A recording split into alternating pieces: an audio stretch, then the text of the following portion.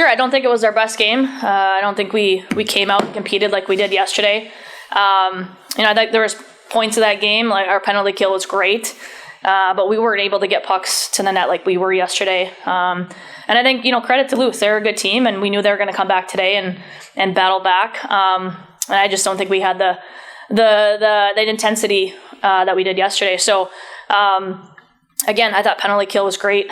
I know we had a couple chances there, but certainly not our best. And again, credit to Duluth. Yeah, it looked like early on it was just a bit of a slower start than last night. Probably around the 10-minute mark is when they really settled into this game. Yep. What kind of turned at the midway point for the girls to go a little bit more jump? Yeah, we didn't have a shot for quite a bit of time to start the game. And then I thought we got some momentum and kind of settled in, I guess. Coming out of the first period, going to the second and, being down 1 goal, right? You're in that game. And so I thought the third period, certainly, for us not having our best, going in the third period down 1, great opportunity to have our best 20 minutes of the first half of the year.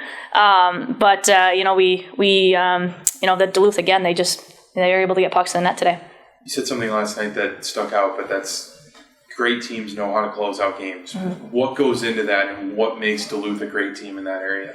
Sure. First and foremost, they have great goaltending. Yeah. That's helpful. They're well coached. They have players that have a lot of experience, and they've been a top ranked team all year.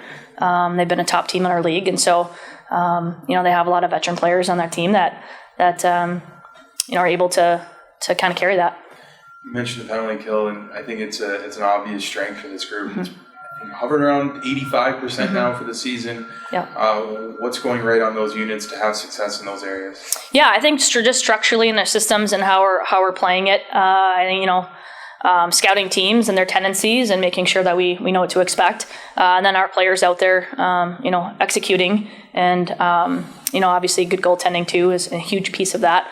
And then I would say on our power play, we've struggled to score a power play goal recently, but we've had some good puck movement. We've had good opportunities. We've had some good momentum there, and it gets probably frustrating when you're not able to put pucks in that. But I think our power play is, has helped us with momentum too. You look at this weekend, and it was 51 shots on goal, and you only get 1.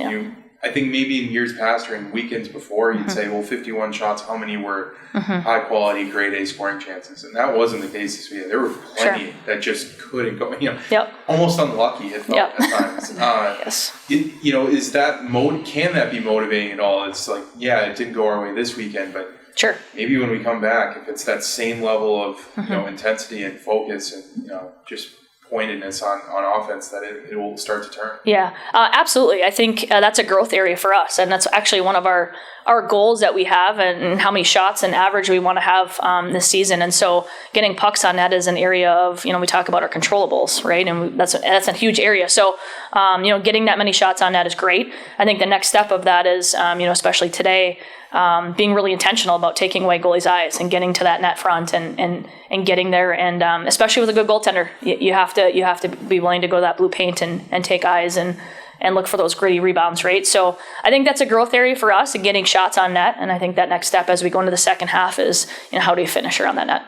You got about a month in between games. I know they're going to practice for a little bit. They'll come back and practice before you go to Merrimack. But when they all go home for however long it is, are those chances where, hey, they can go skate with other kids, pick up some other experiences, and maybe just focus on the details of their game individually and come back a little bit better in the second half? Sure, absolutely. Yeah, we'll have a chance at practice next week, and we just talked about the importance of, just because we don't play next weekend, we still have to show up and get to work and things that we need to work on. And then, break, it's a really important time for them to recover and reset. It's a long season, and so getting some time with family and friends and, skating back home and doing those things is really important, and then coming back and getting ready get ready to go back to work.